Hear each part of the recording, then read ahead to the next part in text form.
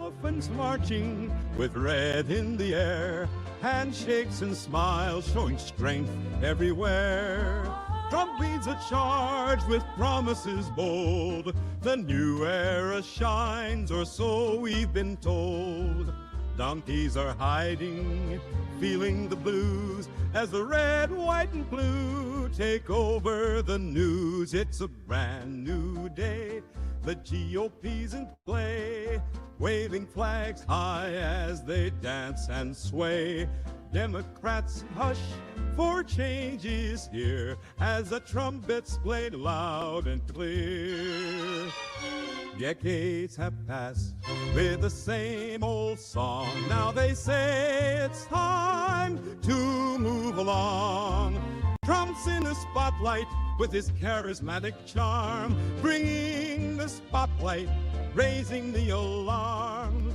Elephants leading with the banner unfurled, the grand old vision shaping the world. It's a brand new day.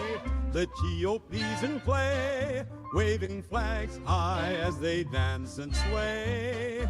Democrats hush, for change is here, as the trumpets play loud and clear.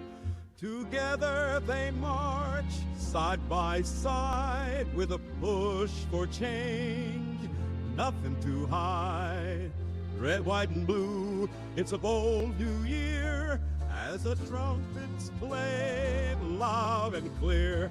It's a brand new day.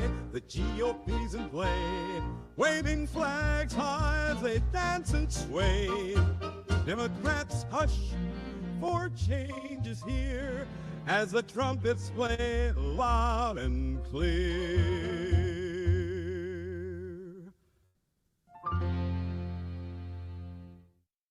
In the heart they gather strong, pushing back the lefty strong. With the red banner held high, marching forward through the night. Promises of old will keep, as the donkeys start to weep. Stars and stripes forever sway, in the land of the brave we stay. We've got the power now, in the heart of every town. We've got the power now, the Reds are going down. With a flagpole planted firm, golden dreams that won't decay, marching proudly through the day. In the eagle's shadow by, we find our strength and take our pride. Let the voices echo loud, tearing through the waiting crowd. We've got the power now, in the heart of every town. We've got the power now, the Reds are going down. Across the plains and mountains tall, hear the victory call. With courage and with might we strive, in the light of freedom's guide. We got the power now, in the heart of every town. We've got the power now, the Reds are going down.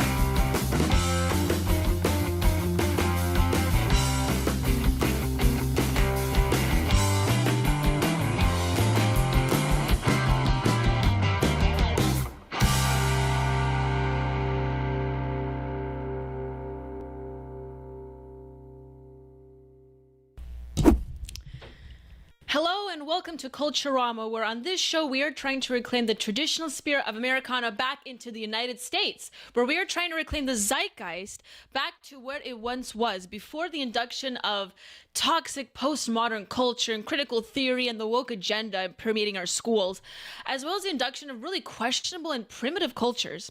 And on this show today, it's a really special one.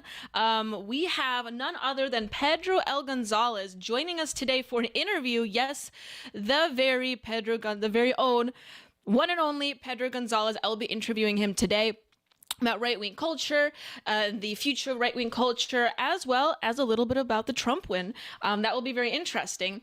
And also, this is a post-election stream. We're going to be doing a little bit of analysis and seeing what has happened. I mean, this is just absolutely ridiculous of how successful the election has been. Now, I know a lot of us are sitting on the edge of our seats leading up to the election, but the right wing and the conservative movement in America has really pulled through this time. The massive elephant march has really occurred, and we have been seeing a major red wave all across the United States, and it's just beautiful. And the reactions of the liberals and the liberal elite and the woke heads was just chef's kiss. It was remarkable. We're going to be looking over that as well, and some of the reactions that people have had. But in addition to that, I did want to talk about and discuss really the effect of what the right-wing culture will be in the United States since this Trump win. You know, I really was worried about Kamala potentially winning. I think that it was, and I predicted, as many of people predicted, it would have been a very close race. And it was kind of close, but at the same time, the massive red wave that has happened in real time just really showed the great effect of, rather, I wouldn't say it's so much the right wing itself that has come out, but it's more so people's absolute hatred for the previous administration and the liberal elite and the liberal policies that have been pushed on us and affecting our lives every single day. People are just frankly completely sick of it. And I wanted to talk about that with you and do a little bit of a post-election analysis to see why it is where we are. And, you know, it really is a really happy day. It was a happy day for me yesterday. I was really glad to, you know, wake up, go to work, and you can really easily point out who was a little extra happy and who wasn't that day. And it's a really good litmus test to see, you know, who's on the right side and who isn't. And, you know, I have a lot of that coming today with you and for you tonight. And like I'd mentioned, we have our Pedro Gonzalez interview. He was a columnist for Chronicles Magazine. He has a Substack. He did work for the DeSantis campaign as well. So I wanted to kind of pick his brain a little bit about that today. That being said, I urge you to please help the show out and donate a Rumble rant if you can. That would go a long way in helping the show out. But also, you can always visit us on our merch store at the4libertyshop.com. And there you can find a lot of great Culturama related merchandise with my face on it. We have sweatshirts, we have mugs, and we even have a face cream that has just come out, which I think you guys will like. We also have candles. So go on the4libertyshop.com to support the show, or you can send a Rumble rant. It would be very much appreciated as well.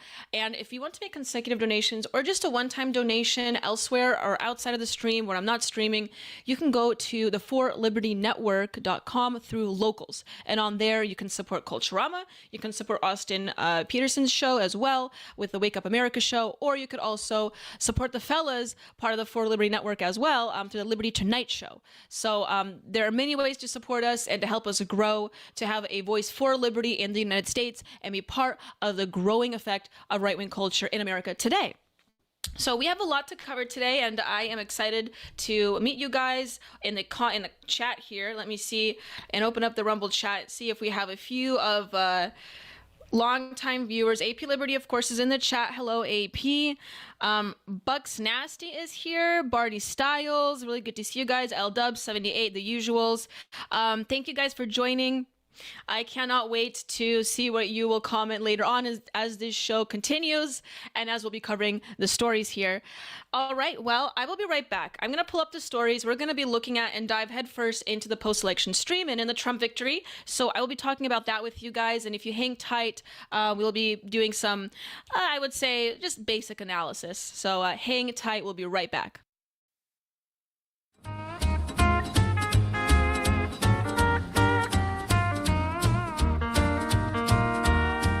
We were towns with friendly neon signs. We were living endless separate times, leaving partnerships, praises, schemes behind. In our hearts we long to rewind. Oh, the past was where the love belonged, singing our nostalgic song in a world that felt so right and true, without progressives to misconstrue. I'm glowing in the night, shining like a star in this atomic age, a brighter by far. Untouchable energy, it's a glowing affair. Ready, I'll take you everywhere. I'm untouchable now, filled with power in the air. Radioactive rhythm, but sense without care. Electric and alive in this atomic embrace. Unstoppable now in this glowing space.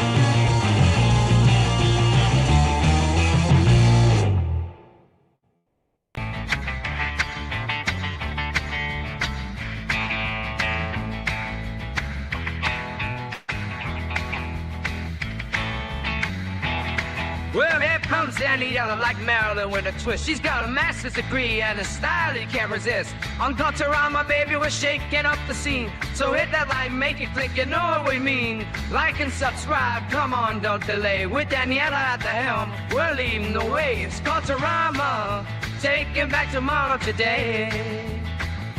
You have to force behaviors, and at BlackRock, we are forcing behaviors. Mao ordered his citizens to throw off the 4 olds. Old thinking, old culture, old customs, and old habits. So, your whole life went in the garbage overnight, no biggie. And those who resisted were attacked by an army of purifiers called the Red Guard, who went around the country putting dunce caps on people. Yeah, who didn't take to being a new kind of mortal being. If you don't force behaviors, whether it's gender or race or just any way you want to say the composition of your team, you're going to be impacted. Well, things haven't been so sweet for Ben & Jerry's after the company posted an anti-American tweet, a few of them, on the 4th of July. The ice cream makers declared the United States was founded on stolen indigenous land. Well, someone should tell Target that, because they're now selling swimsuits with tuckums in the women's section of the store. And they even have a line just for kids. Yeah, we're going to reach out to Ben & Jerry's and ask them how they can live with themselves as they operate a multi-billion-dollar company on stolen land while declaring other people give up their so-called stolen land. This is the child section. This is literally the kids section. I'm next to a literal onesie that says whatever the hell that means. We have "Glad You Came Out" and "I'm so happy that you're queer" in the kids section. Are you kidding me? I'm sorry, but pride and toddler don't belong in the same sentence. Good news! Starbucks will offer its workers reimbursement of travel expenses related to accessing abortion and gender-affirming procedures. Kyle Rittenhouse, was seen wearing a Black Rifle Coffee Company shirt, and they wanted to distance themselves from that individual. Key employees at the company also were donating to Democrats. Hafer doubled down on throwing many in his base under the bus, describing them as racist and a repugnant group of people.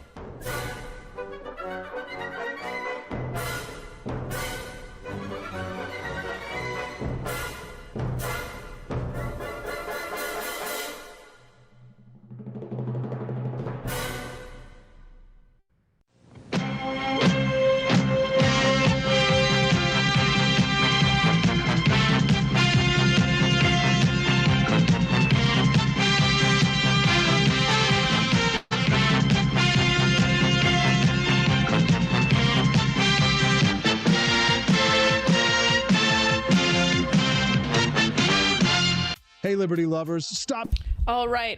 Welcome back to Culturama, where we are reclaiming the zeitgeist back here in the United States yet again. And it looks like after the election, my God, it has really happened. The election has really shown that people are sick and tired of the woke policies and the lockdown policies of the previous couple administrations, but how effectively it has completely dismantled businesses and the growth of families here in the United States.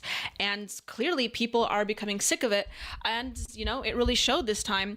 And so what I want to talk with you about today is do a little bit of a post-election analysis, kind of look at a few charts, a few facts and figures to see where it is we exactly stand and why that is the case. I have pulled up a few links here to talk with you guys about that. Let's see how the chat's doing before I do that, though. I do want to see if we have any newcomers in the chat before we proceed. And yes, I am wearing my Richard Nixon pin today. You can't lose them all right there. As you can see, and there's a picture of Richard Nixon. I wore that on election day, and I'm proud to wear it again today, seeing how successful we really are. And we truly did not lose quite of anything during this election. So it's good to see where we stand with that.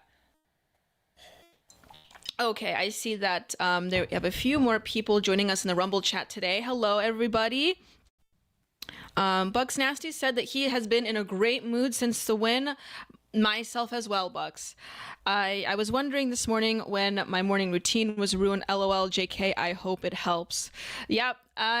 You know, I have just went on Twitter, and I don't know how true this is. As I was on break, I always pull up stories and my news stories so I can get it all prepared before I get on.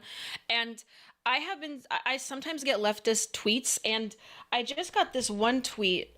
People's days truly are being ruined on the left. That someone said that they have known 3 people that have taken their lives today. This was posted a day ago. I don't know if this is true, and I hope to God it's not true, because that is frankly very scary that people would be willing to take their lives over this. As I've mentioned in my previous stream, especially like on Reddit, you see those posts that people are claiming that they are willing to take their lives or move out of the country if Trump wins. They really take it that seriously. And yes, an election obviously is a serious win, absolutely. A presidential election, that is. But for someone to think that it would affect them to the degree that it would affect their very lives, and for them to lose their lives over that is very disappointing and sad, frankly. Someone in the chat wrote, "That's lies." It looks like it's a Twitch comment. I really hope that is a lie, because I really hope that's... I don't think I have to explain. I don't think I have to explain why I would lose my mind over that. It's quite sad, but regardless, I did want to open up some of these news stories here today, and I'm gonna switch over to my other screen here. So before I get into the stats and the figures, I did want to mention how Kamala Harris in this election did not outperform Joe Biden whatsoever in a single state. And I wonder if this has something to do with the fact that they have ousted Joe Biden, the Democrats have, completely for an outright idiot. And it has even been confirmed that she is an idiot. She has benefited from programs that help bolster her in colleges because for some reason, as someone like Kamala Harris, who was born in an extremely privileged circumstance, much privileged than my own at least, and many people that I know, she has had to utilize programs to her benefit just so she could get through college. But they have ousted Joe Biden for a woman like this, a cackling idiot, a moron. And then people are wondering if, why really it is the case that she truly did not outperform Joe Biden whatsoever. And, it's quite shocking to think that, because Joe Biden was basically, as far as, as we remember, since a previous debate that he had with, and the only debate that he's had with Donald Trump, he wasn't functioning whatsoever. Not completely brain dead, but I would say 90% of the way there. And they wheeled him out, and he couldn't perform at all at that debate. It was not only embarrassing, it was actually quite frightening to think that the other major party in this country is wheeling out someone like that, as though they really had no one else. And so they decided to replace him with someone like Kamala Harris. And even then, she failed to outperform him. Let's watch a clip here. And these people are discussing it here in the news. Harris overperforming places. So you asked, are there any places that the vice president is overperforming Joe Biden in 2020? So we could show you that as well. We just bring that out here. Harris overperforming in 2020. Holy smokes. There you go. Holy smokes. So let this go away and see if there's anything on the east side there. Literally nothing? Literally nothing. Literally not. So you asked, are there any places that the vice president is overperforming Joe Biden in 2020? So we could show you that as well. Look at his We'll just reaction. bring that out here. Harris overperforming in 2020. Holy smokes. There you go. So let this go away and see if there's anything on the east side there. Literally nothing? Literally nothing. Literally nothing? So you asked, Is that are there any places that... Is that Jake Tapper, I think, on the left there, if I'm not mistaken? Yeah, no, literally nothing. These people are completely shocked to see at the state that their party is in. And I really wonder what the future of the Democrats will be since this entire election. They are completely failing as a party. And so a lot of it has to do, perhaps, I would say, with the issue of the old nature of politics. How do I put this? With the nature of them being completely run by old people. I forgot the term for this. Genetocracy, I believe is a word for it. I could be mispronouncing it. But essentially, the state of the party, and this is the fact for both parties, Republicans and Democrats, and that it's completely run by old heads to the point where, they're literally dying, potentially dying in office, and we practically have seen that with Joe Biden, at least as far as his cognition is concerned. But the fact that, and what's truly frightening about this is that they only had this elderly gentleman out of all the pool of candidates they could have pulled from, and they relied on a more youthful candidate. But the very moment they did find a youthful candidate, she really couldn't even outperform the previous administration in terms of Joe Biden's candidacy. She couldn't outperform in popularity whatsoever, and she was the youthful candidate. And it really makes you question the quality and the stock that the Democrat Party is putting out there for the presidential elections in the United States. And it really is going to cause a day of reckoning for Democrats everywhere. And as far as I'm aware, and what I've been paying attention to political streamers and more liberal streamers, they really are shaken about this. They really are frightened and thinking that their party and their winning party, not any other third party, but their winning party cannot even outperform the previous guy who they literally ousted. Let's look at this map right here. Trump has officially won every swing state, including Arizona, Michigan, Nevada, Wisconsin, Pennsylvania, North Carolina, and Georgia. There's a map, all red. These are the determining factors of every presidential election. And as you can see, all completely swung red. I mean, my prediction was completely inaccurate. I believe I did guess all of these red, but Pennsylvania and Georgia, I switched up. I actually thought Georgia would go blue. I think I guessed North Carolina would go blue as well. I don't remember, but literally winning every swing state, and it truly shows the effectiveness and the popularity of the right wing and Trump right now. But without that being said, I did want to put out there and question, what is the future of the Trump administration? And also, what is the future of politics in the United States, as well as right-wing culture in the United States following this?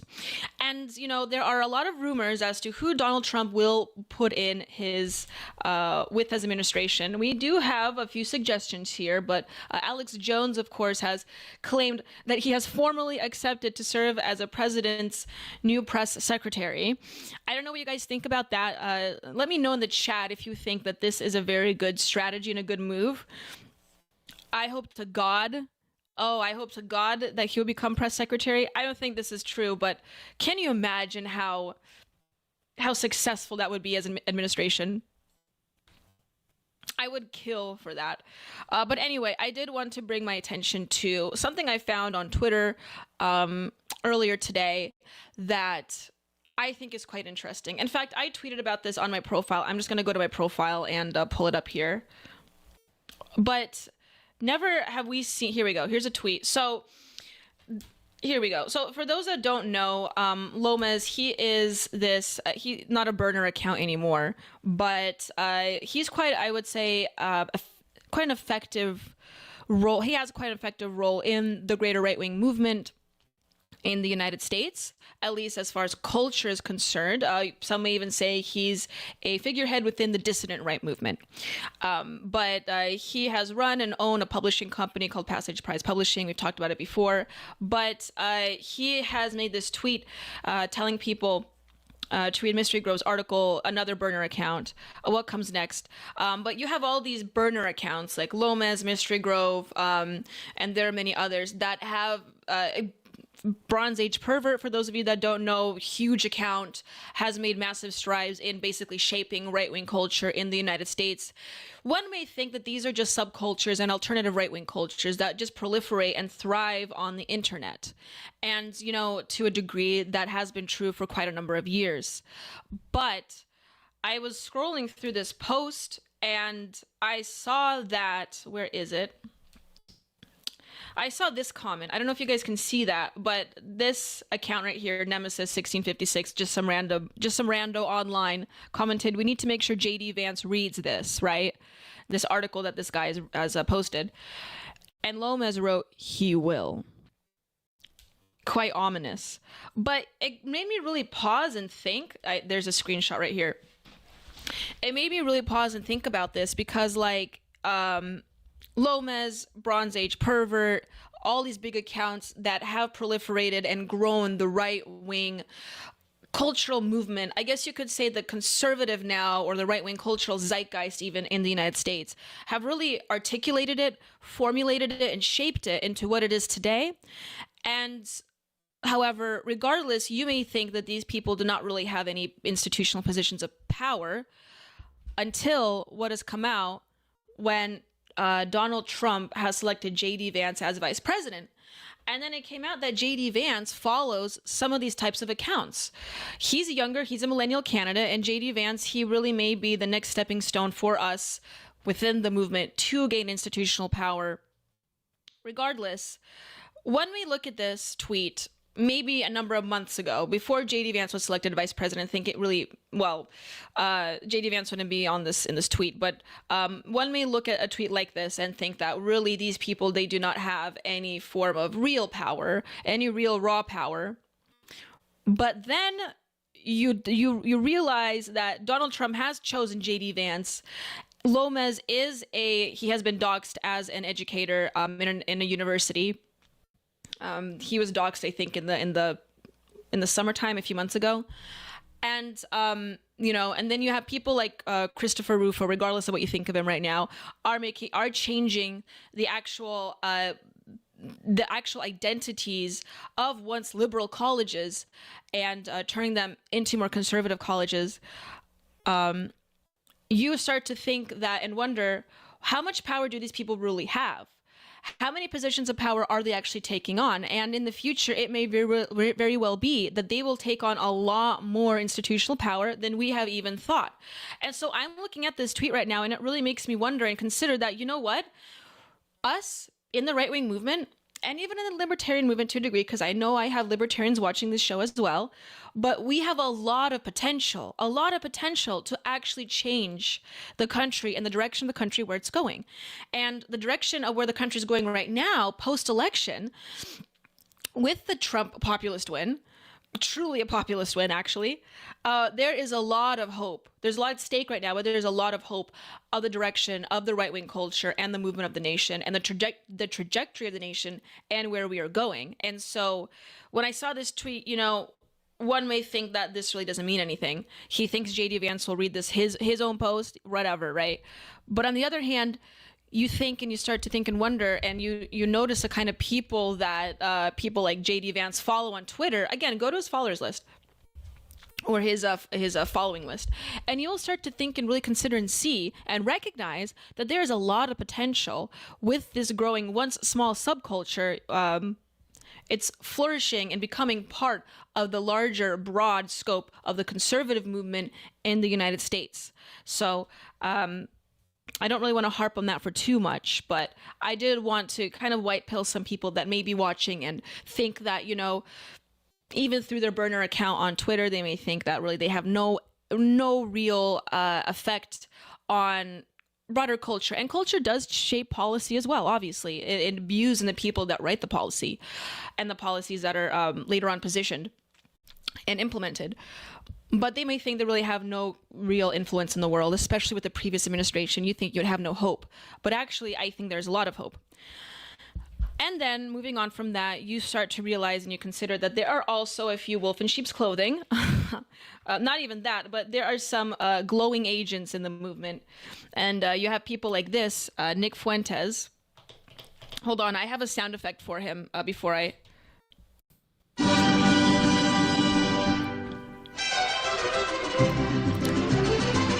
I can't believe we did it again, Nick Fuentes writes.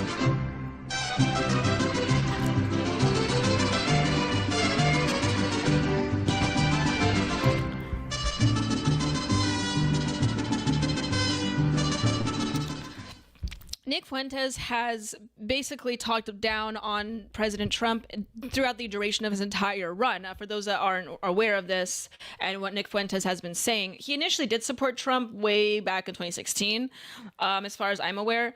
But he was outright telling people to at first vote for Kamala Harris. And then right before the election, he was asking people and telling people and pushing his followers and the Groypers to sit out the election. And so, you know, if you're at all familiar with who Nick Fuentes is and the influence that he has on his followers and also his shaping of right-wing culture in America as well, you would start to think, and you would think that he really has no impact on the election. I mean, he was directly telling his and instructing his followers to sit out of the election. And then somehow as soon as Donald Trump wins, in a sweeping landslide, no less, he has the gall to come out with this tweet and say that I cannot believe we did it again. He's trying to take any form of credit that he can. And this really, I think, solidifies the fact that this guy really just wants to take credit for anything. He doesn't really have his own. He has a lot of original thought, but he's also an extremely bad faith actor. And we see this count Baked Alaska. They have a little bit of a rivalry going on for a little while now, but he writes in response, you didn't vote for Trump and told people not to vote for him. Pathetic. And here he links to a tweet of Nick Fuentes saying, live on Rumble talking about the election and my final case for why I am not voting for Donald Trump. So that being said, oh, here we go. This another account. You literally put up billboards in Georgia against Trump, a state that he ended up winning. You tried to defeat him and lost. Didn't you just denounce Trump like yesterday? Exactly. Like everyone's coming out and telling him or asking him, like, what do you mean by this? This one wrote, shut the F up. You are biting Trump's heels every single step of the way. You don't get to crawl back and try to take credit for this movement, you little worm. So do I think that Nick Fuentes' movement and Groyper movement is making great strides in the political landscape of the United States today? I don't think so. You know, I think that he has drastically shaped and changed the face of the right-wing movement, especially with Generation Z, for quite a bit, and I'm not going to deny that.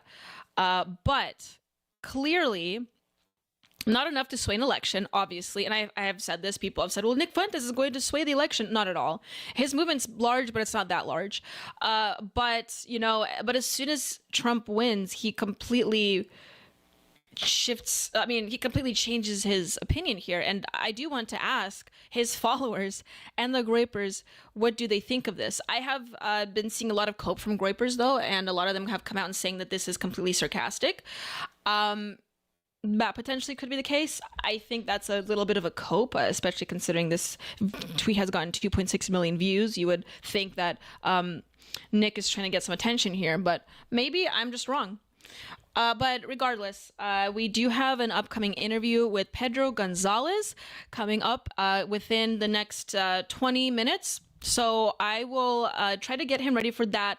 But I do want to cover some more post-election coverage here in the next couple minutes here. So I will be right back. I'm going to go off to commercial, and please like this stream if you're on Rumble. Please like it if you're on YouTube. Please like it. Share it as well. Share it on Twitter. I know it's live on Twitter, and we're hitting more views as we go on. So please like and share, and please follow the stream. Follow and subscribe on Rumble as well. And please send in a Rumble rant if you can. It would go a long way in supporting the show. So I look forward to that. And I will be right back with more of the election night, or post-election stream, actually. I'll be right back. The elephants marching with red in the air, handshakes and smiles showing strength everywhere.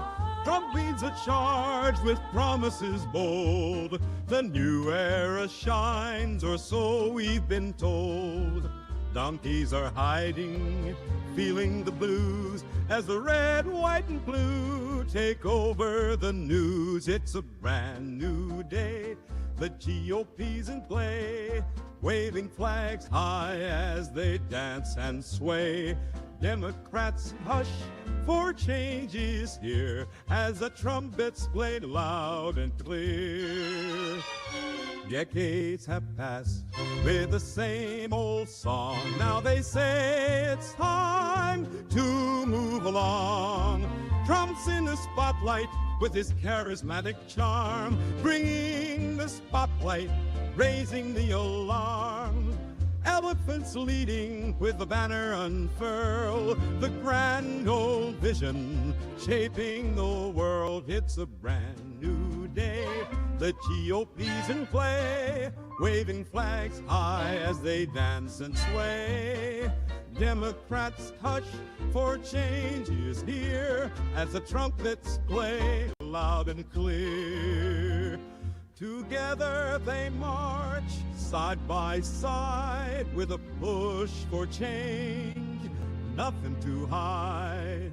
Red, white, and blue, it's a bold new year, as the trumpets play loud and clear. It's a brand new day, the GOP's in play, waving flags high as they dance and sway.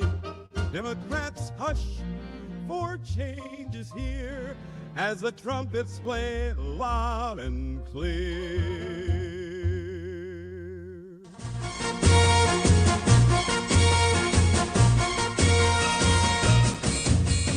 In the city lights so bright, ideals flash in the night. Opponents stand side by side. Cultures collide, nowhere to hide. This meet dreams in the street. History on repeat. Our world's in a spin. Let the future begin.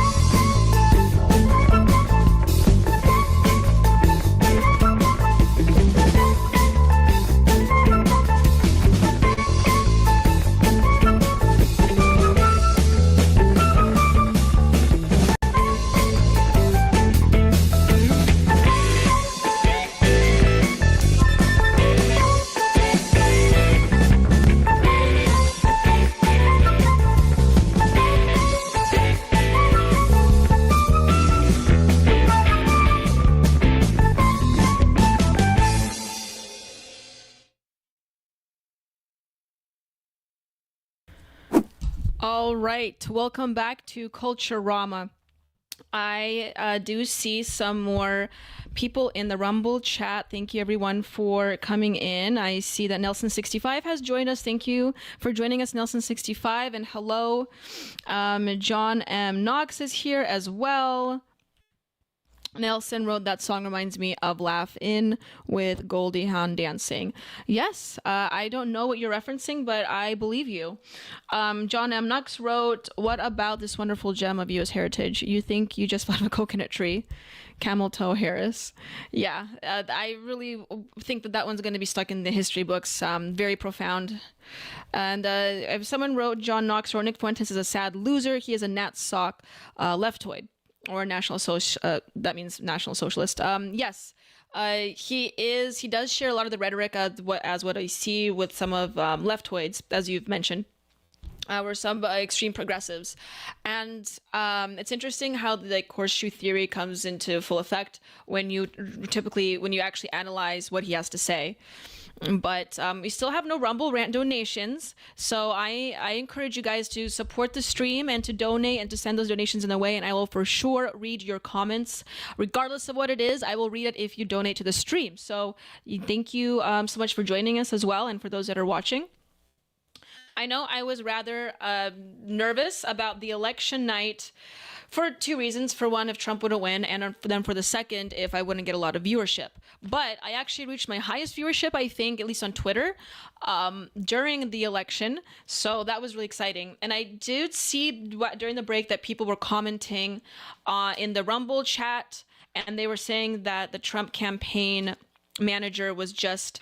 apparently it just came out that he has chosen a chief of staff in the Trump administration. So he already did choose someone to join the Trump admin. I'm going to pull that up right now, actually. So, okay, there you go. I don't know if you guys can see that. Yes. Okay. So breaking, Trump campaign manager Susie Wiles named chief of staff in the second Trump administration. So I figured it'd be important to just mention that with you guys. Good for all the people who did that to Susie can be quiet. She's been with Trump since 2016. I actually don't know too much about this person's history, so I cannot comment too much about it, but I just figured I'd throw that on here because it's just breaking news. But I did want to continue the post-election stream here and talk about a few numbers before I jump in and get my interview guest today. I'll be interviewing Pedro Gonzalez today. For those that don't know, he does have a history with the with the Ron DeSantis campaign, but he is a columnist for Chronicles Magazine. He currently runs his really big Substack called Contra. And I will be questioning him a little bit about right-wing culture, as well as some of his thoughts on the Trump win. But it will be really interesting to see what he has to say, because he is quite an effective writer. I've read some of his writings before, and he does bring out a salient analysis of right-wing culture in the United States, which I have just spent the last, 40 minutes talking about on my show. So it'll be interesting to get his perspective on that as well. But before I do that, I did want to do a little bit more analysis on some numbers here. I was highly suggested to look this over. Now, I'm going to level with you. I don't like to talk about election fraud. Not my favorite topic. Also not a topic that I am well versed in. However, this is something that I think it would be responsible and of good ethic of me to discuss with you today. So here we go. If these numbers are accurate, I saw this also go viral, so I figured I'd talk about it. It did go a little viral, at least in the circles that I'm in. But here, this person wrote, Jason Fike? I don't want to mispronounce his last name here, but he wrote, these numbers are accurate. This is indicative of a stolen 2020 election. 20 million votes just disappeared. In other words, there were potentially 20 million fraudulent votes last cycle. This is an insane number. So there's a picture right there. Now, 2020, here are all the extra votes, basically. And as you can see, they were for both parties, but it obviously was in the Democrat favor here. And people are saying that this is evidence of manufactured votes. I really, like I'd mentioned, I really don't have much to add to this, considering that as far as election fraud is concerned, it is not my topic of expertise. But it is important to talk about this when figures like this do come out, especially after such a massive win like we've experienced the other day. And it'll be interesting to see what Democrats will come out and say about this. Since Tuesday night, I have been seeing actually quite a bit of people posting online, Democrats posting online saying that just, take it gracefully. It's a loss. It's a loss. It's a loss. It's a legitimate loss. And they're, just accept it that it is what it is as an election. There is no election fraud. Some of them are just terrified to fall into that theory, considering what the opposing party has been doing for the last several years. And a lot of Democrats have just completely but there are some as well of Democrats that are considering that if this current election outcome is a fraud. And that's why I think it was so important for Kamala Harris to come out so quickly and do the concession, because it would look pretty bad for their party to just basically follow the playbook of the other oppositional party. And whether or not you think it's a playbook or not, that's regardless. I think that my personal opinion on this, I don't like to talk about it too often, but there probably was some foul play going on. But again, I don't know if it was enough to skew the election. However, I very much could be wrong on that. It's just not a topic that I really gotten into. I do recall when it was happening, however, when more of the evidence started to come out, a lot were debunked and a lot were sustained. And frankly, I lost interest in it. But that being said, I truthfully do not believe that this election was stolen or faked whatsoever. First of all, for a couple reasons. We do have this stat right here, how much drastically lower the difference is, by the way, in terms of who was voting. And even though we do have some increases, it does not compare to the increases that we have seen in 2020. And so I'm not going to sit here and suggest anything beyond it being a legitimate election. But I did want to point out that there is a lot of ground gained by Republicans, which is a really big white pill. This person, Harris, runs for election America, and here is so these red arrows, for those that don't know, a lot of you have already seen this online, but this is just more ground gain for Republicans as opposed to Democrat. It's just been it's basically like major red shifts that are happening that weren't there before. And as you can tell, there are major red shifts happening that we have never seen before. It's I wouldn't say it's unprecedented, but it's basically getting to that point, if you know what I mean. And so you can see that on the map there, and how major of a right-wing shift is happening. And I just want to say this, and how obvious what's happening is that the liberalist elite control and the age of liberalism is dying. It's over. Democrats will not recover from this chart. They will not recover from these stats here. Unless Democrats and the Democratic Party and the DNC really changes their strategy of how they are going to engage and mobilize their voters and newer voters, they're not ever going to win at all.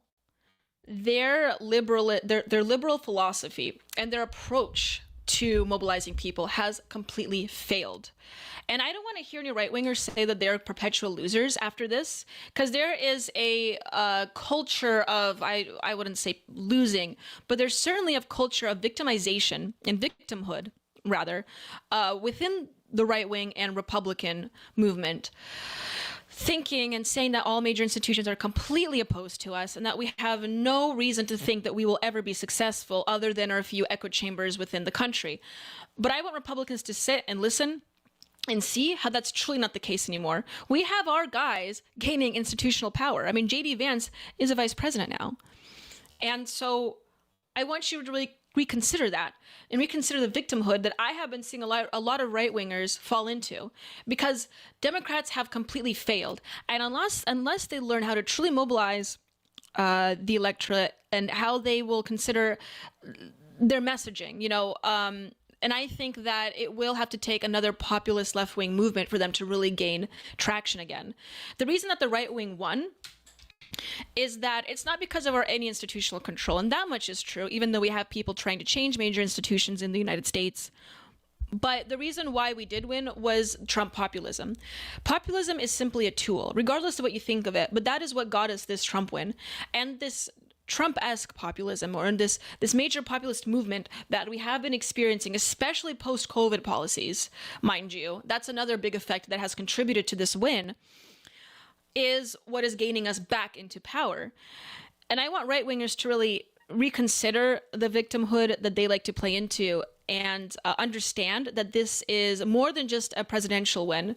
This is a cultural win for the United States. People are sick and tired of the previous administration and the liberals' policies. And in fact, Democrats are as well. And that is very much indicated here in this chart. But there have been a couple of strongholds. In fact, just two, I believe. But here we have this chart as well. And as you can see, this is where Trump has gained ground in all but 2 states. This, the red means shifted Republican, and the blue obviously means shifted Democrat. But as you can tell, the red lines every state possible but 2. And I was really interested in this stat, but Washington was the only one that did not trend red. Washington State, my home state. And we have Utah, interestingly enough, did not trend red. A lot of maybe more Democrats or liberals rather are moving to Utah and changing the landscape there. I don't know. But as you can tell on the map here, that seems to be the case as well. So yes, there are like major shifts, major red shifts in the United States, other than those 2 stronghold states. And, a lot of people are saying that, these 2 strongholds, maybe more people move to Utah rather. I would think they're going to move to either Utah or Vermont. But Washington State, my home state, the only place that really remained blue, hardly any Republicans won this election. It's very disheartening for Republicans and conservatives in Washington State. I do want, though, to everyone to understand and consider, though, that we are so close. We're at the precipice, as conservatives, of gaining major cultural wins here in the country. And if we're going to let these little corners go, like Washington, like apparently parts of Utah, like Vermont, we're still going to lose. There's still battles to be won here. These little safe havens, what's only going to happen is that more Democrats are most likely going to move there and try to keep it blue. And there will be a few more terms, I would say, pushback. Those are going to be strongholds of the Democrat elite, the progressive elite, and Democratic influence. But one thing to consider is that also considering how the Democrat Party has relied so heavily on abortion this last election cycle as a talking point, is that within a few generations, what you will start to see is that they are truly going to be trending downward, I think, in their popularity. With the anti-natalist message of the Democratic Party and of progressives, what you will start to see, I think it's actually multifaceted. I think a big part of it is an anti-natalist bent within the Democrats and within the progressive movement will be their downfall. And this is coming from a philosophical anti-natalist, mind you. Practically, I'm a natalist. I understand the importance of reproduction, but, philosophically, that's a different story. I'm a Schopenhauerian after all. And for those of you that want to hear my opinions on that further, you're going to have to donate $100. I'm not going to divulge any further on that. But that being said,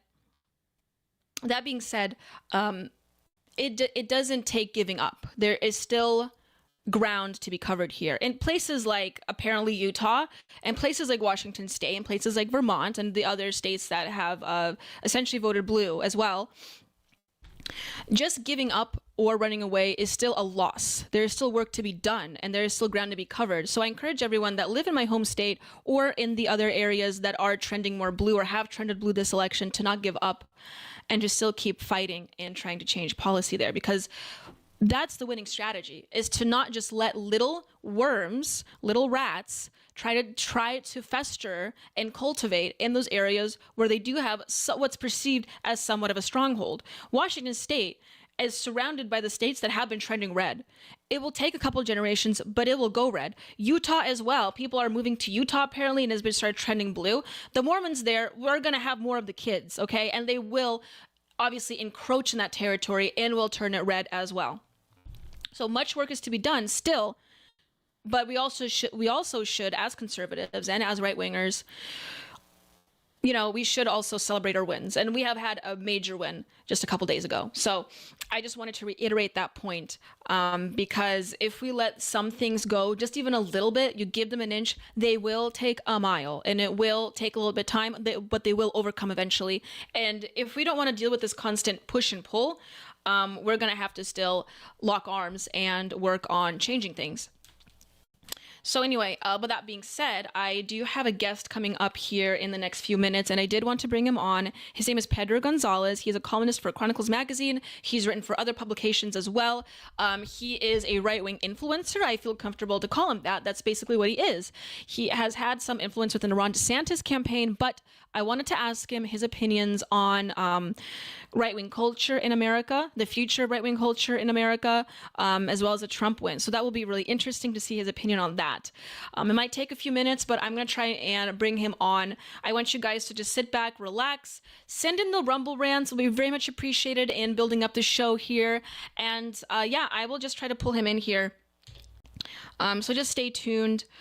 And I'll be right back. I'll just try to get him on Zoom to make sure everything's working properly. Thank you so much. The elephants marching with red in the air, handshakes and smiles showing strength everywhere. Trump leads a charge with promises bold. The new era shines, or so we've been told. Donkeys are hiding, feeling the blues, as the red, white, and blue take over the news. It's a brand new day, the GOP's in play, waving flags high as they dance and sway. Democrats hush, for change is here, as the trumpets played loud and clear. Decades have passed with the same old song. Now they say it's time to move along. Trump's in the spotlight with his charismatic charm, bringing the spotlight, raising the alarm. Elephants leading with the banner unfurl, the grand old vision shaping the world. It's a brand new day, the GOP's in play, waving flags high as they dance and sway. Democrats hush, for change is here, as the trumpets play loud and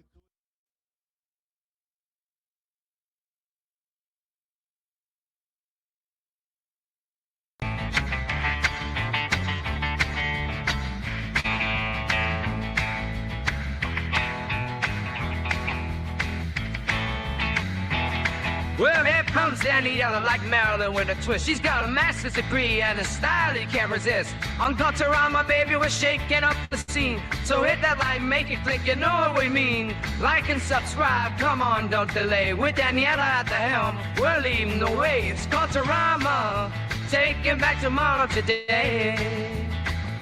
You have to force behaviors, and at BlackRock, we are forcing behaviors.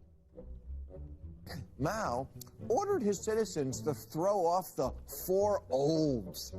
Old thinking, old culture, old customs, and old habits. So, your whole life went in the garbage overnight, no biggie. And those who resisted were attacked by an army of purifiers called the Red Guard, who went around the country putting dunce caps on people. Yeah, who didn't take to being a new kind of mortal being. If you don't force behaviors, whether it's gender or race or just any way you want to say the composition of your team, you're going to be impacted. Well, things haven't been so sweet for Ben & Jerry's after the company posted an anti-American tweet, a few of them, on the 4th of July.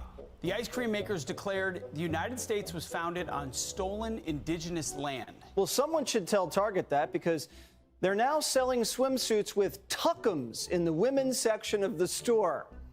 And they even have a line just for kids. Yeah, we're going to reach out to Ben & Jerry's and ask them how they can live with themselves as they operate a multi-billion-dollar company on stolen land while declaring other people give up their so-called stolen land. This is the child section. This is literally the kids section. I'm next to a literal onesie that says whatever the hell that means.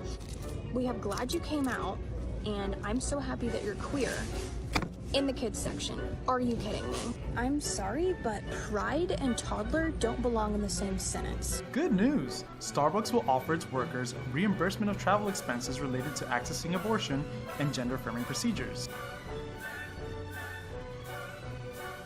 Kyle Rittenhouse was seen wearing a Black Rifle Coffee Company shirt, and they wanted to distance themselves from that individual.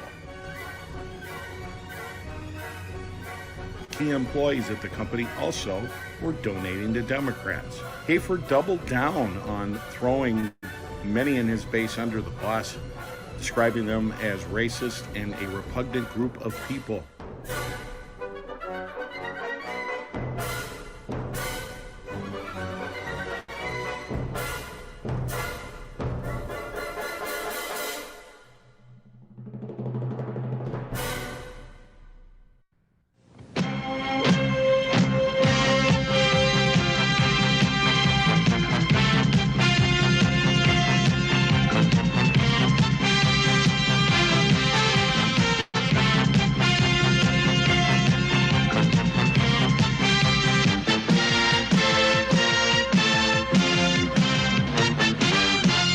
Hey, Liberty lovers, stop.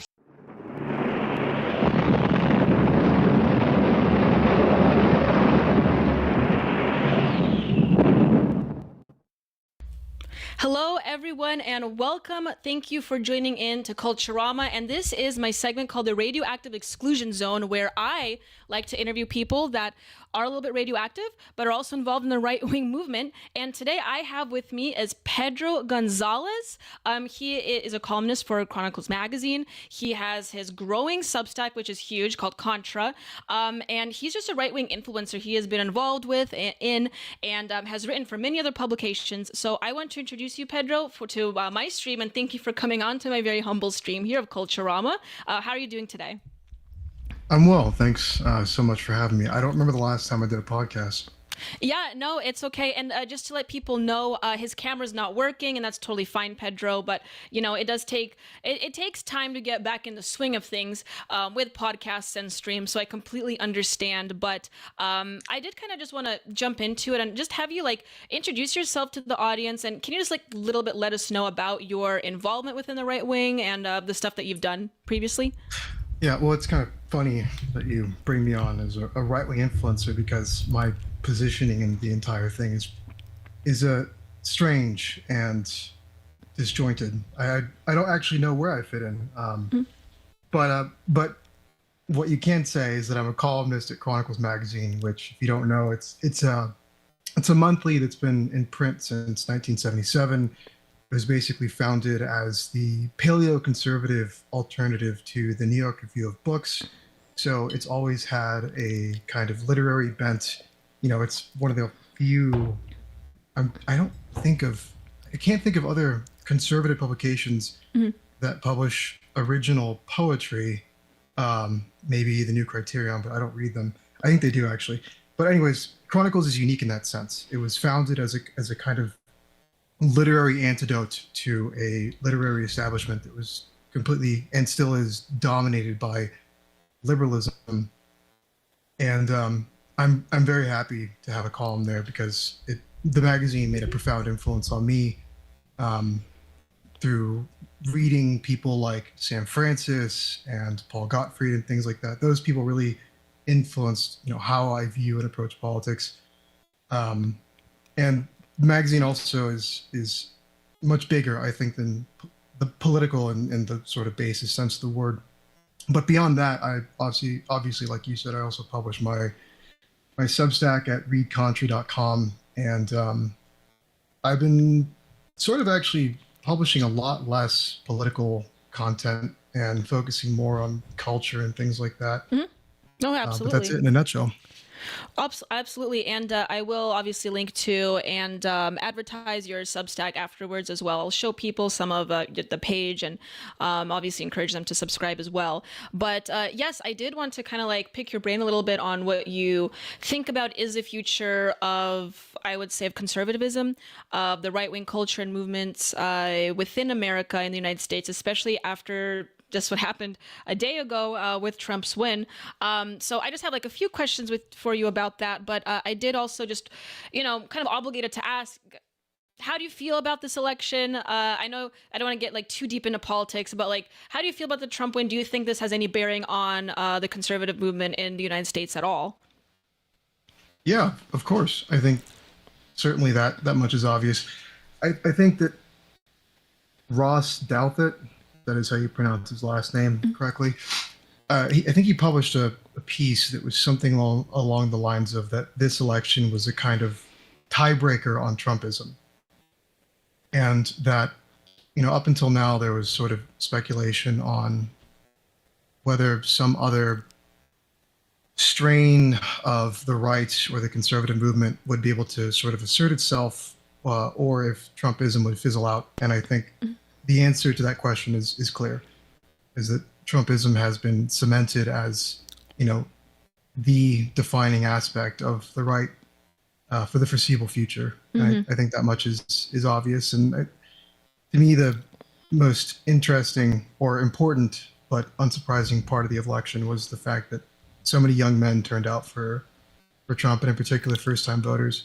But again, I think if you had been maybe following or paying attention to things that were sort of happening in the cultural sphere, it's not that surprising. Like, I've been writing about things like some of the most popular video game titles this year, like Helldivers 2 and Space Marine 2. These games did so well immediately upon release, in contrast to basically a series of extremely expensive, highly marketed flops that were thick with like progressive messaging.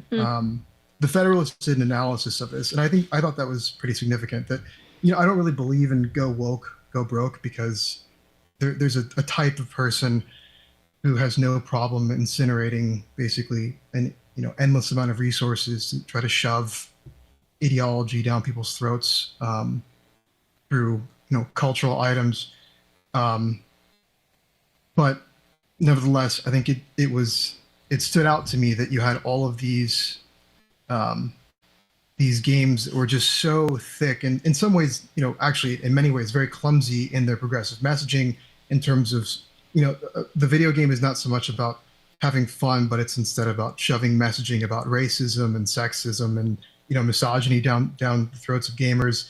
And those were all total flops. And in contrast, like Helldivers 2, which was basically just Starship Troopers, the movie, not the novel, as a game. And so you had these themes of like patriotism and camaraderie and brotherhood, same with Space Marine 2, and these sort of traditional conceptions of masculinity. And at least when they initially launched, the games exploded and they were extremely popular. And they were interpreted, there was even some sort of like, I think, renewed discussion actually on the meaning of whether or not Starship Troopers, or actually, this is true. The book was not a satire of the ideology presented by the author, but the movie was supposed to be that, right? Starship Troopers, the movie, was supposed to satirize the source material, but it totally failed. Men in particular who saw it thought it was just awesome because it presented this kind of ordered society that revolved around sort of manifest destiny among the stars, right? Right. It's very appealing. A hierarchical society, a clean society, a well-ordered society with clear lines of authority and structure. And so that was, in 1997. And I think that if the Starship Troopers were released today, it would do even better at the box office. But anyways, I think the fact that you had these success stories in spaces that are occupied and still dominated by men, that is gaming, was an indicator that, something is happening, that there is this shift that was sort of waiting to express itself politically, which it did on November 5th.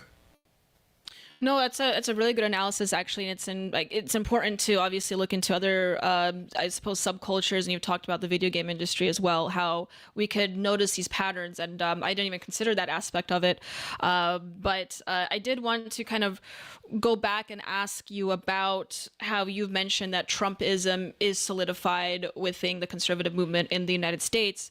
And I just wanted to ask you about a little bit about that and seeing what do you think the future of that is? I mean, obviously, conservatives and Republicans are now basically situated with Trumpism completely, and I would agree with you. But what do you think I would say the future of not just conservatism, but the Republican Party is? Because I have a theory. I think that the Republican Party will, at least I thought it would faction. It seems like it's completely being inundated with Trumpism. And, regardless of your opinions on that, I wasn't like a huge Trump fan initially. I saw him more as a utensil to promote conservative values in the United States more than just being a fan of his. But regardless, and I agree with you, Trumpism is a big feature of right-wing culture now in the United States. What do you think, if you have any opinions on this, but what do you think the future of that is? Like, do you think it will evolve into something else, or would it be absorbed by another personality, like potentially like a J.D. Vance figure or himself? Do you think it will be like passed down from Trump to another figure, or do you think it will completely evolve as a different like conglomerate, a different ideological conglomerate in that way? Like, do you have any opinions on the future of this? To the extent that I'm, still sort of paying attention to it, I think the difficulty of Trumpism is that it is whatever Trump is in the moment. And what I mean by that is, I was previously under this delusion that basically you could somehow separate these two things, Trumpism and Trump, but you can't. So in other words, when Trump is gone, whoever is going to, I guess you could say, inherit the mantle is probably going to, in some ways, I imagine that person will retain the elements of it that they think are effective and resonate with voters, but ultimately it'll probably change form. Because, whether you like or hate Trump, I think it's undeniable that there's his, I guess, the ism, I hesitate to call it ideology, the ism of Trumpism is unique to him. And that's for better and worse, in the sense that, sometimes you get things that you like and that you can say, like, I support this, like, a hard line on immigration or whatever. But then there are also other aspects of Trumpism that are objectively bad, like the emphasis on criminal justice reform and things like that, which is just terrible. And if any of the Republicans were to push that, it would be just roundly rejected by the right. But because Trump is this unique figure who people basically see in him whatever they want to see, and I think his success it owes a lot to the fact that he has this ability to sort of reflect back people's hopes and desires. And that's why you have, across the political spectrum, like, you have people that view him as like an economic populist. You have people who view him as not that, but instead, in reality, the great white savior or whatever. You have people who view him as Caesar, who's here to sort of put the republic out of its misery. Then you have people who view him as the savior of the republic, who's going to restore the Constitution. And it goes on. And you have these radically different perspectives of Trump that are just often mutually exclusive. But all of these people are convinced that they're seeing the correct version of him. And again, that's I think his key strength is his unique ability to do that. But the downside is that he has the capacity to get people to accept things that they would never accept. Again, criminal justice reform being one example of that, right? It's just bad to give the worst people in society extra chances to get out and to reoffend. And again, any other Republican does that, they're immediately shouted down and humiliated and mocked. But Trump can invite Kim Kardashian and Van Jones to the White House, and it's fine. It's great. It's savvy. It's high IQ, political maneuvering, and that's the downside to it. And so that's why I think I'm not going to try to define Trumpism, because it literally is whatever Trump is in the moment. And I think Curtis Yarvin published a piece in the last 24 hours. That's right. I saw it, yeah.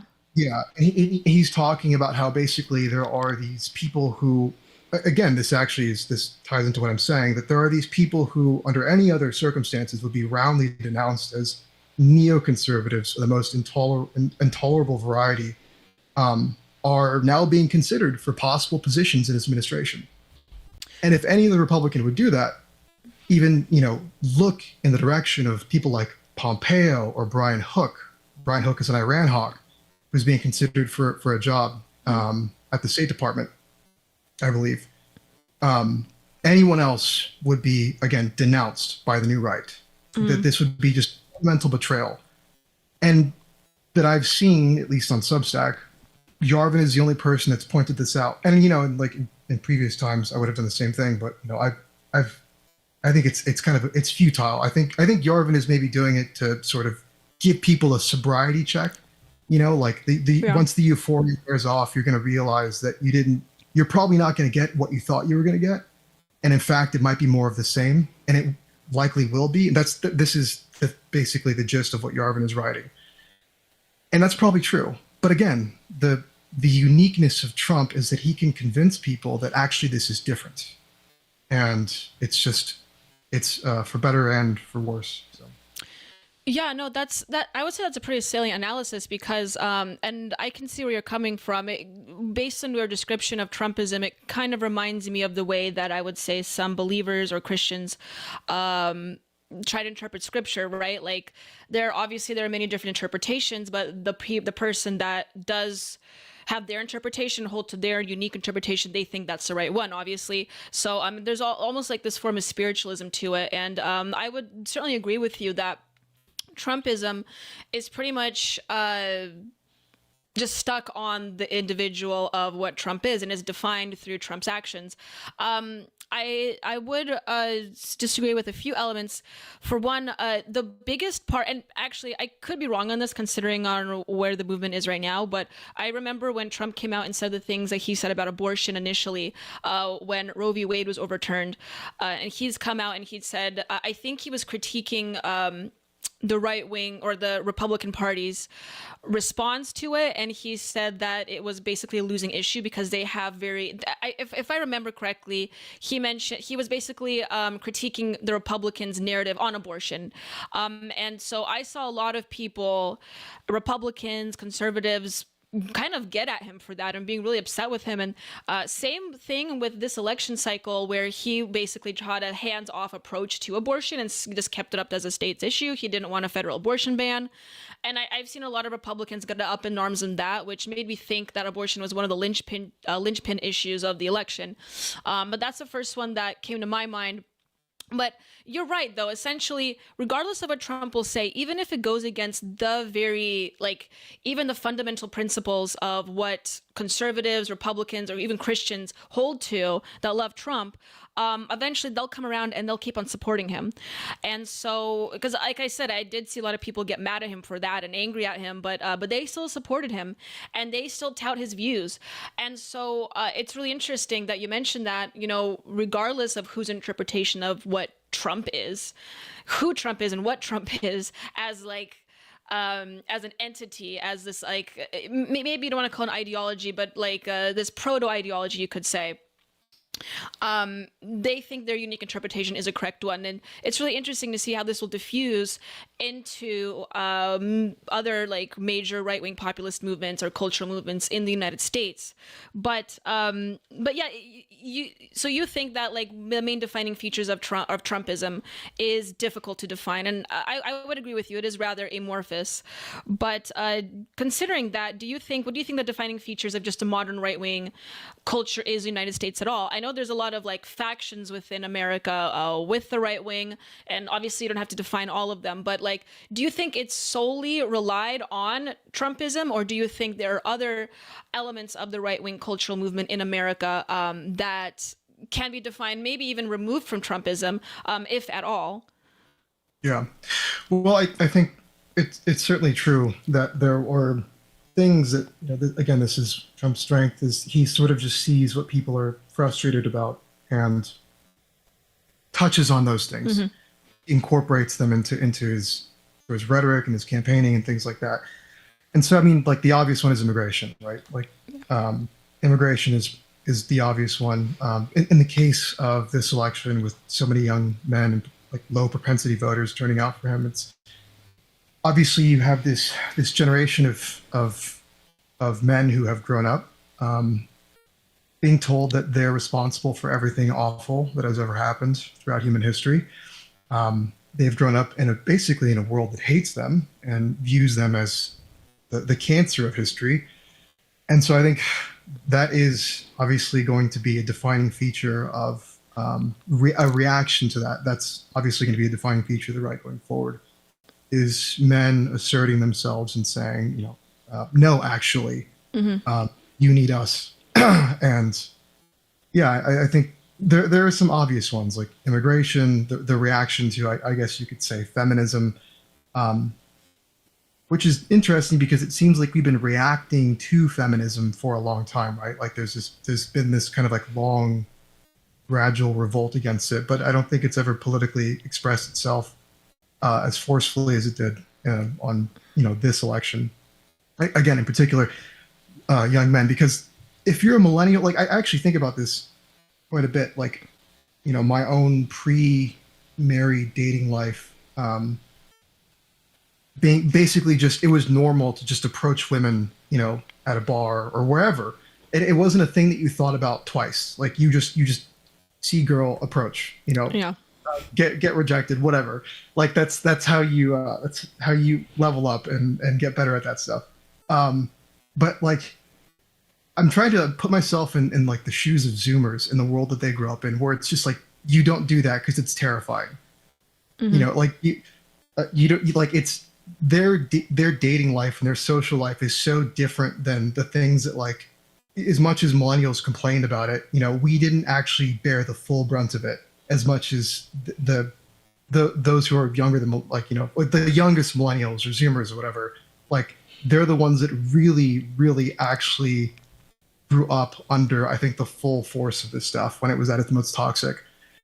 And I think, yeah, you're going to continue seeing that be a defining feature of the right, is this reaction to that. And I think, obviously, opposition to war and foreign conflicts in general, like, I think that's obviously going to be a defining feature, right? But again, this is like the downside of, or for as long as Trump is around, I think he's probably the only Republican who could get us to go to war. Although that's one thing. What I mean to say is that, like, and this is in the background of Yarvin's piece, that basically you have these Iran hawks that are being courted for possible, jobs in the administration. In the off chance that we were ever to have, some kind of a conflict with a country like Iran, Trump is probably the only person who could convince the anti-war right that actually, this is acceptable somehow, that somehow this is all justified, because, Trump wouldn't get us into this if it wasn't somehow totally justifiable or something. But, setting that aside, opposition to pointless, from the American perspective, conflicts that are pointless is obviously another defining feature of the right. But I also think maybe the thing that I'm thinking about, and the thing that I think matters the most right now, is actually, this is the time that people are going to be sort of attempting to define what the right looks like and what the culture is going to look like going forward. Because right now everything seems to be sort of shifting sands, and there are all these signs that there's basically an appetite for something new. I obviously referenced video games in the beginning of the conversation, but also the literary scene. Like, I've seen a lot of renewed interest in basically fiction, and encouraging men to not only, read fiction, but also to write fiction. Because the literary scene is another place where men have basically been shut out. Right. And those who are allowed to participate in that scene, there's a writer named Alex Perez, and he has a Substack. I believe he also works at Real Clear. And he wrote about this in August, basically that men have only been allowed to participate in the literary scene to the extent that they write about how awful men are, and they self-flagellate, or B, if you're a non-white male, as I am, you're allowed to write about being a man, but only in the context of what it's like to be a person of color in this evil country, and basically to just, write memoirs of your victimization. But what's not allowed are portrayals of the American man in the sort of traditional sense. Mm-hmm. The man as a courageous figure, a figure who is willing to undergo great suffering. Basically, these, the archetype of the male, as a lot of us grew up understanding it, and which is now anathema to the literary scene. And basically, the argument that Perez makes is like the reason that men are not reading fiction really today is because fiction hates them. Yeah, no, absolutely. And I guess the point that I'm trying to make here is that matters because fiction novels, these are stories, and the stories we tell ourselves also give us they give us a sense of identity. They define us. They help us understand ourselves better. When we're reading about characters that we're distant from, but something in them resonates with us, and it strengthens our sense of self. And you can only do that through fiction, I think. But writing fiction, as much as reading it is helping you to understand yourself, reading it is, I think, the shaping of the cultural landscape. And in reading it, you're playing a part in shaping how we understand ourselves. And that's why I think that I've been so interested in, I'm saying this at the same time that I have like 3 aborted stories that I've been working on, ranging from like science fiction to other stuff. But the literary scene is what really has interested me lately for that reason. Yeah, no, and I have seen, I'm on Substack as well, and through the posts that I've seen, that it is an ongoing problem that men are just not in these circles of fiction writing, and it is concerning. But I did want to ask you, we are kind of reaching our time limit here, but I did want to ask you about what you think the future of the partisan politics is, because I agree with you completely. As we kind of see like this division between male and female, basically, within the United States, the right wing or the conservative movement today now, especially with younger men, is kind of becoming more of a even the GOP, I would say, is more of like a man's party now. And positive, negative, I'm not really concerned about that. But what I'm interested in is like what the future of that looks like, because as a Democrat Party and our progressives are being co-opted by more of this feminized thinking, and with women, obviously, I mean, they threw out a female presidential candidate as well. What do you think, though, the future of, if you have any opinion, of partisan politics is? Obviously, I agree with you with the induction of feminism, particularly third and fourth wave feminism. As we've seen, it's kind of like almost, it's devised in a way to create that separation between man and woman and their relationship building. And it's trying to make the relationship building almost impossible. And so I completely agree with you. I also think that anonymity, as far as the internet is concerned, and the usage of the internet and the proliferation of the usage of the internet is creating partisanship, with the sexes much more, as well as ideological partisanship as well. But do you think there is hope for partisanship politics in the United States, considering where we see the shift of the right wing going? Do you think the divide, or do you think the divide is just going to become ever more larger, and it's just going to be an ongoing issue for the next few generations? I've been trying to wiggle out of talking about politics, but you keep dragging me back, kicking and screaming.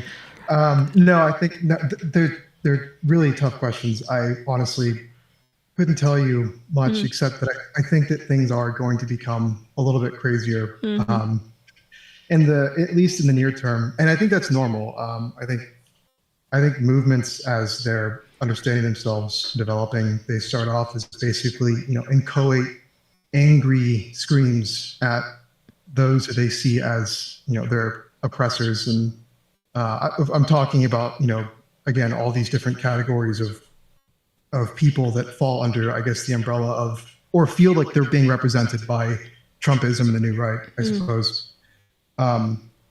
Because they have been. I mean, these are legitimate grievances that these people have. And you're reminded of how out of touch I hate using the word establishment because it's such a broad term. It's like a cop out. But we'll use that. You look at the pieces that have come out after the election, and basically there's very little introspection as to what went wrong. The conclusion that you see drawn a lot of times is, well, men are terrible and sexist. Oh, and America is still, like a horrible racist country. That's obviously what went wrong in the election. And basically the gist of it is that they're still not listening. And when half the country, at least, is convinced that the other half is not even worth listening to, even when they deliver, a landslide defeat in an election, and you still sort of fold your arms and say, I'm not going to listen to what these people have to say, and I'm not going to seriously entertain their concerns and grievances, then you naturally are going to get more polarized politics, at least in the near term, unless by some miracle, the other side starts to actually take the people that just sort of punch them in the face seriously and hear them out and listen to why they're so angry. And I don't really see that happening right now, at least based on the headlines that I've seen in like the Atlantic and Rolling Stone and stuff like that. I can't see that happening. And I hope, it's a word I've used a lot tonight. I hope that things do sort of temper themselves, because in particular, like the thing with men, right? I understand the appeal of people like Andrew Tate and things like that to young men, because they're just so antithetical to the worst excesses of feminism. Mm-hmm. But people like Tate and that type of influencer that's become popular, in particular among young men, that is as much a dead end as the extreme opposite, I think. And they're sort of filling a space that was left vacant. And I think that's an indictment of the commentariat, that someone like Andrew Tate can immediately grab hold of such a large audience and pretend to actually care and be seen as someone who actually cares about the welfare of these people, of their listeners, who they're really just sort of exploiting. In the same way that Tate, I'm going to use him because he's such a good example, like a former pornographer who made his fortune on exploiting male loneliness, is still basically doing the same thing, but under a slightly different format, appealing to legitimate grievances, but not really having a whole lot of solutions, and in fact, not caring about these people and sort of just feeding their anger. And it's not viable in the long run to basically just encourage men to continue hating women and things like that. This is a touchy subject on the right, because you immediately run the risk of being called a simp and a cuck. Exactly. Yeah. But it's true, man. It's like, how else are you going? You need to have babies. You need to have families. Exactly. I'm reminded of this dating advice that Sam Hyde gave, and I think it's still the best dating advice I've ever heard, is that stop trying to find women who align with you on everything, because what you're actually looking for, if that's what you're looking for, is a man with autism. And yeah, exactly. Yeah. So. No, hopefully we can merge the divide here. And, that's the goal of my show, is to have discussions that may be a little bit uncomfortable, but they are necessary. And so we can actually find like common ground, hopefully. But I know I have a lot of men that watch my show, but women as well. And so, hopefully through these conversations, we can at least find some common ground on some things, and so people understand that things aren't so bad. But thank you so much for joining me, Pedro. Again, I reached a little bit past my mark here, so I'm going to have to jump off, but thank you so much for joining. Again, subscribe to Substack, everyone. Actually, I'm just going to ask you, Pedro, where can people find you, just to remind them one last time before we log off here? Yeah, so my column is at chroniclesmagazine.org, and my Substack is at Contra.com. Readcontra.com. Okay, I will be sure to post that up after the commercial break, but I will be right back, everyone. Just hang tight. We have a little bit more to cover before we end this show, but I want to thank Contra one last time. Thank you so much, Contra. And yeah, we will be right back from this commercial break, everyone. Just hang tight.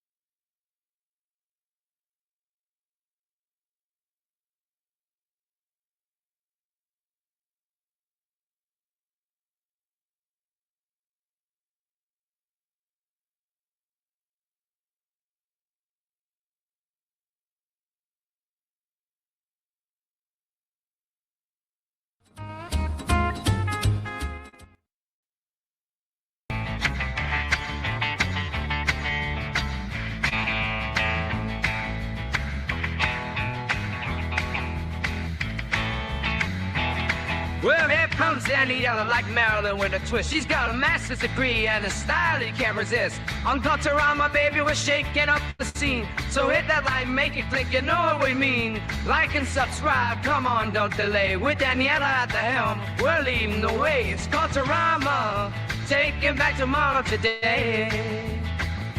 You have to force behaviors, and at BlackRock, we are forcing behaviors.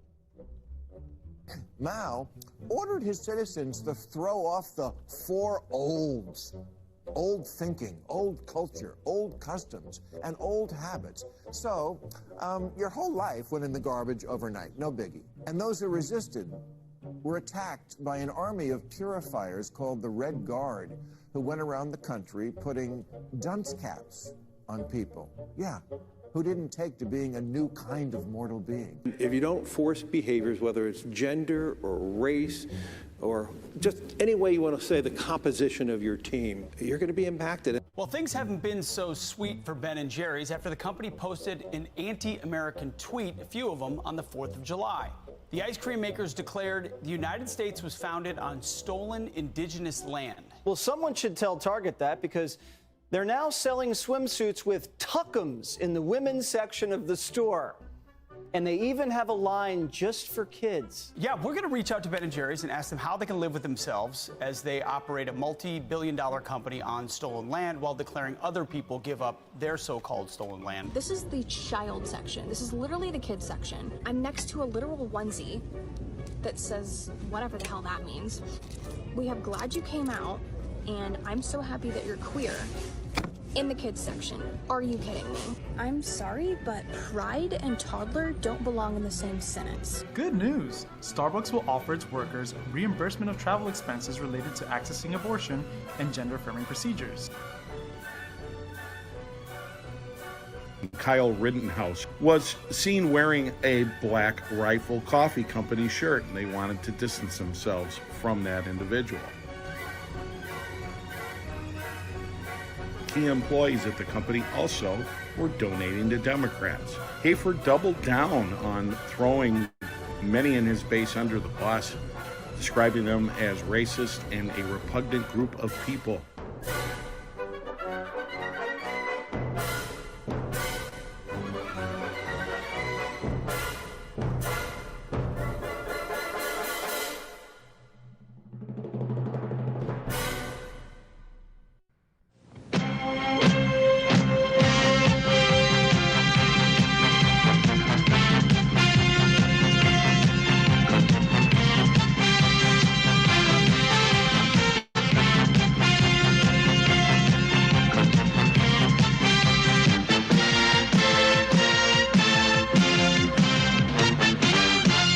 Hey, Liberty lovers, stop Okay, we are back to Culturama. Boy, wasn't that a great interview? Again, I'm really thankful for Pedro for coming on and to talk to the stream, you know.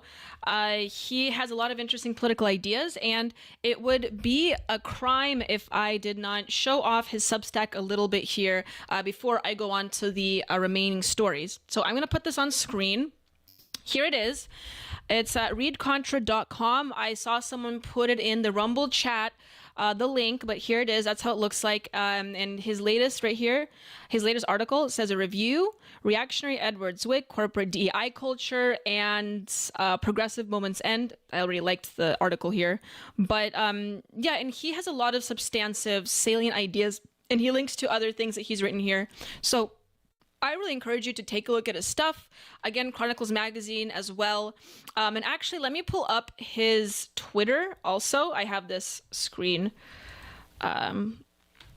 Here's his Twitter, Pedro L. Gonzalez. I know he's not on Twitter. He's been taking a brief hiatus, but if you go to his bio, you will see the @ symbol right here, Chronicles Magazine. If you click on that, you will get a link to the Chronicles Magazine website, and there you can also read his articles as well. So I just wanted to shout him out there. Here we go, readcontra.com on Substack. And he writes a lot of substantive stuff here, especially in culture, and he's trying to take a little break from politics, which I understand. People do want to get breaks from those things. They want to get a little burned out, but I myself included took a break from politics for a little bit, for a portion of my life, so I understand that. But he does write a lot about American culture and other evolving political cultures in the country. And also, he has a podcast as well. So I highly encourage you to take a look at that. But that being said, in the last remaining few minutes of this stream, I know I'm running a little bit behind time, but I did want to mention this before we go on to the Liberty Tonight show, which I will try to raid you guys into their stream. But I don't know if I did that successfully last time. But the Liberty Tonight show will be really good. I encourage you to watch that after this one. But I did want to go over some reactions to the Trump win within progressives of the progressive group and movement. And what we have seen is, I'm just going to play this off for you guys.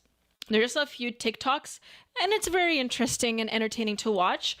I will admit, even though I'm not the biggest Trump fan, I did vote for him, though, but it's really juicy to see some of these reactions. So I wanted to take a look at these with you here today. I can't help but enjoy it.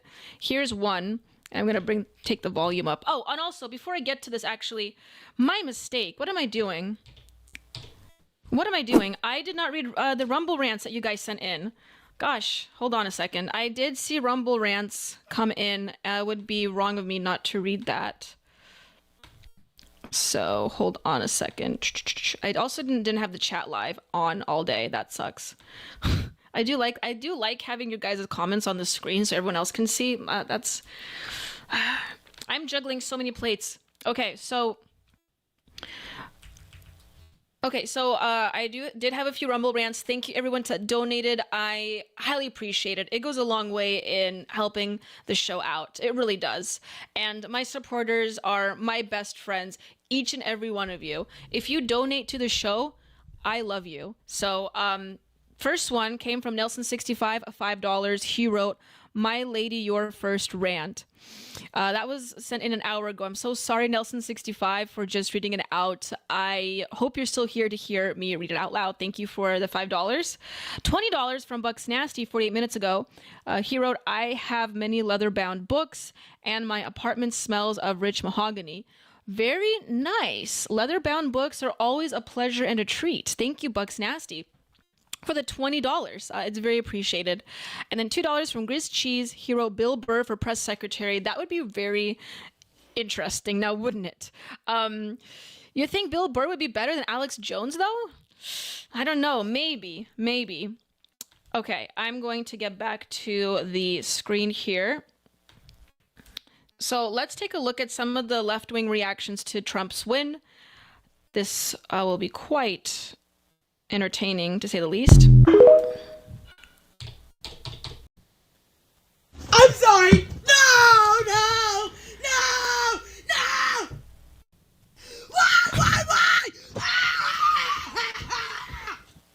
Why? Why? Do you really hate me that bad? My goodness.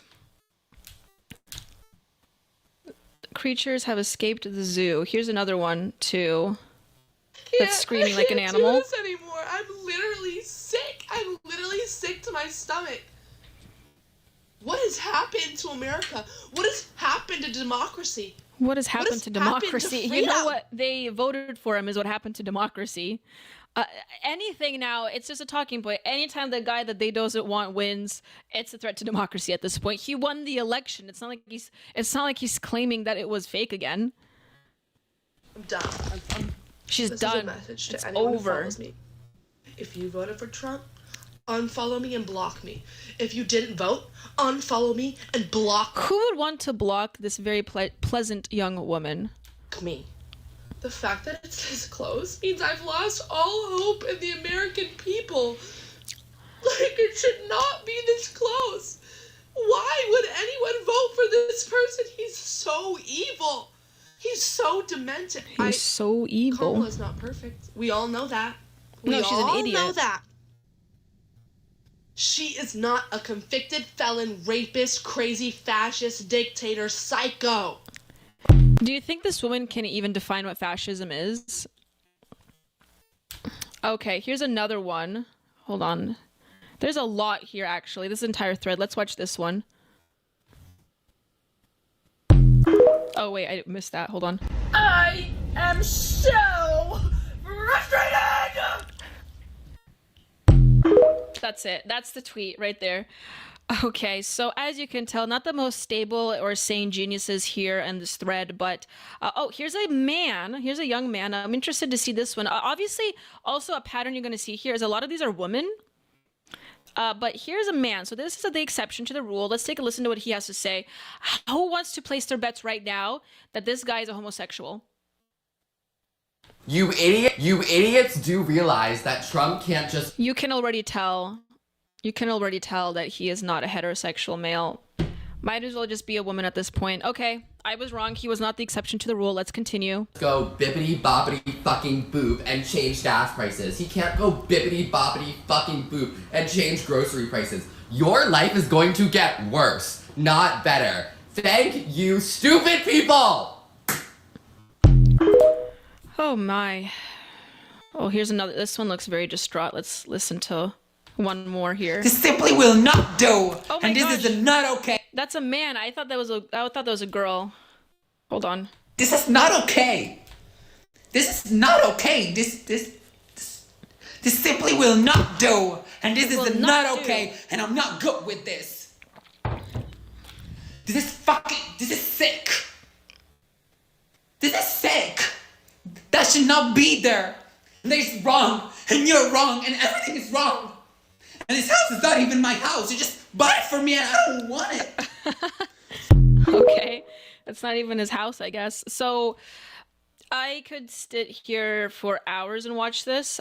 There's probably hours worth of content here, but I did just want to talk about this story. Elon Musk's estranged this one says transgender son. They don't know the terminology. It's a male. His son, who is posing as a woman, Vivian, his transgender son, it's actually a transgender woman, but anyway, his transgender son, Vivian, says that he will leave the U.S. following Trump's election.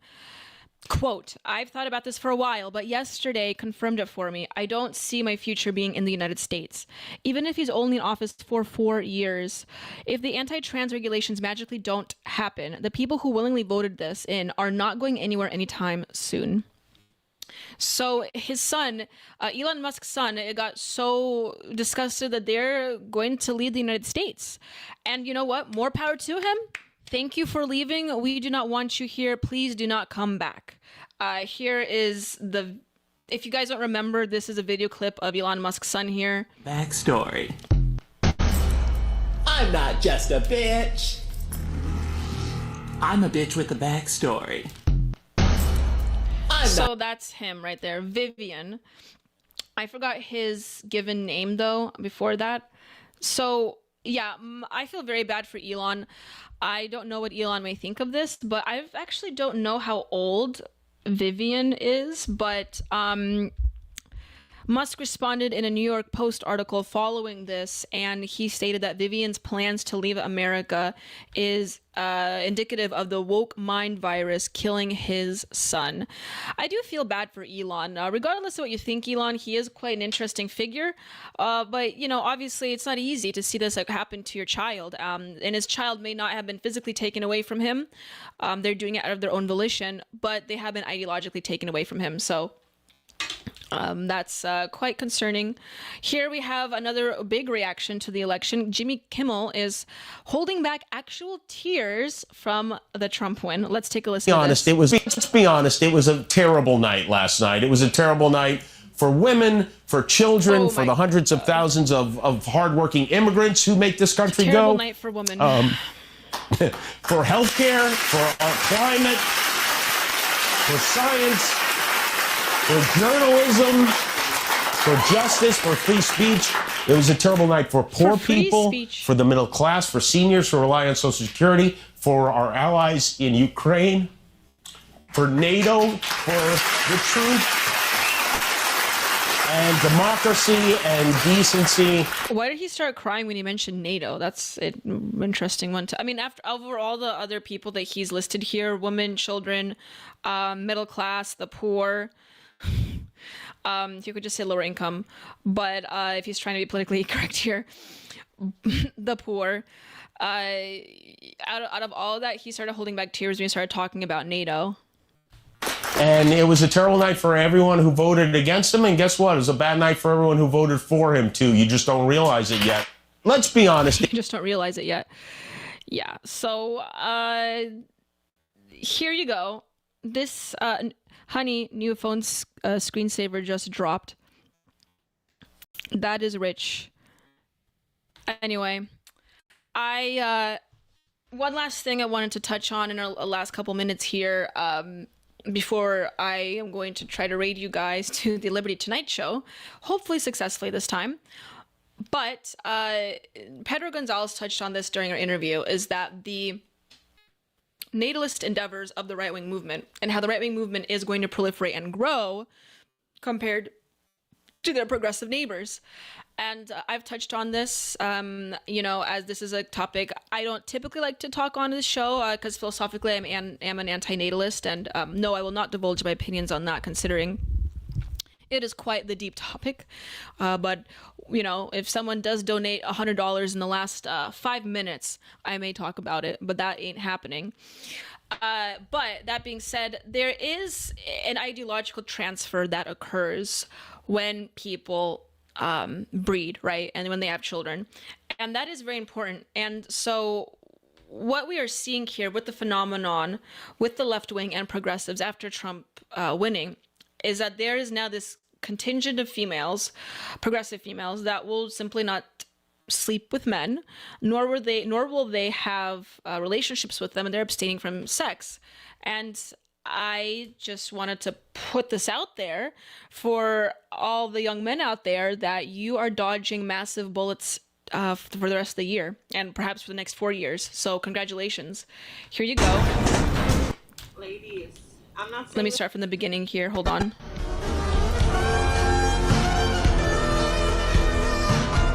Oh, and by the way, they call this the 4B movement.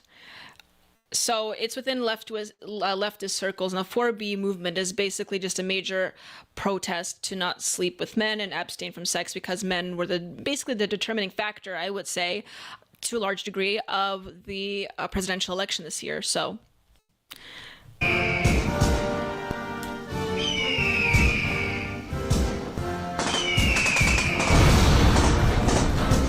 Ladies, I'm not saying this to be facetious, but I don't care if you're a rose girl, a wand girl, or a monster alien. Oh, geez.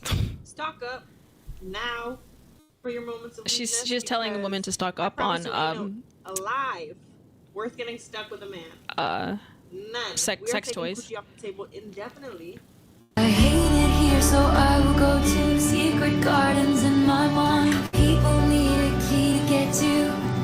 Well, thank God that they have the technology and the implements to utilize for themselves, so they won't be too lonely, hopefully. Anyway, I'm going to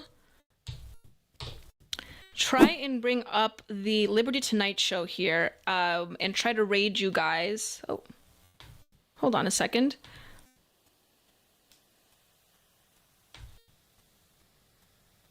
For the raid. Before I log out here, because I am supposed to do this. Okay, looks like I cannot do that.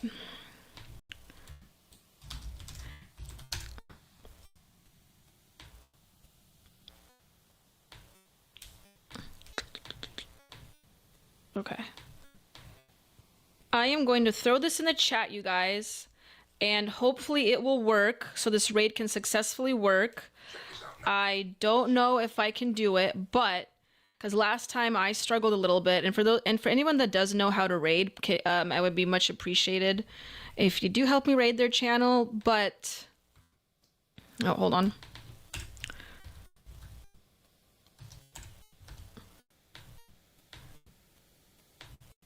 There's the link. Yeah, see, the raid function just doesn't work on my end. I have no idea what's going on.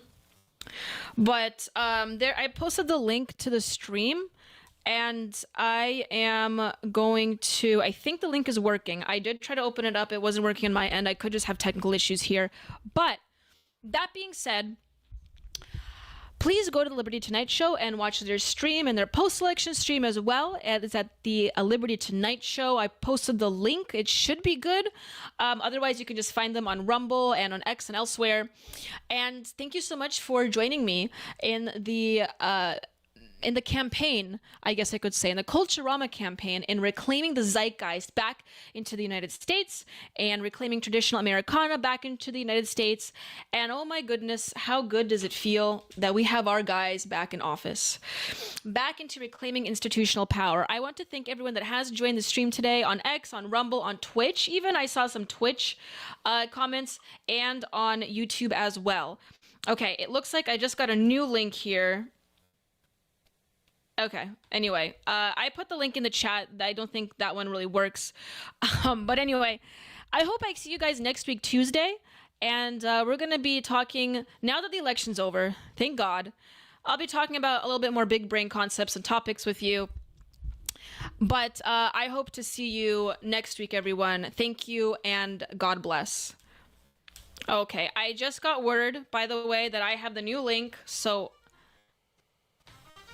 I'm gonna put that. Okay, I just got the new link. I'm gonna put that in the chat. I don't know if it's gonna work. There you go. That's the link. I just put it in the Rumble chat. Please, everyone, join if you can. All right, I have to log off because my 7 o'clock time is done here. So I'll see you guys next week. Thank you so much, and God bless.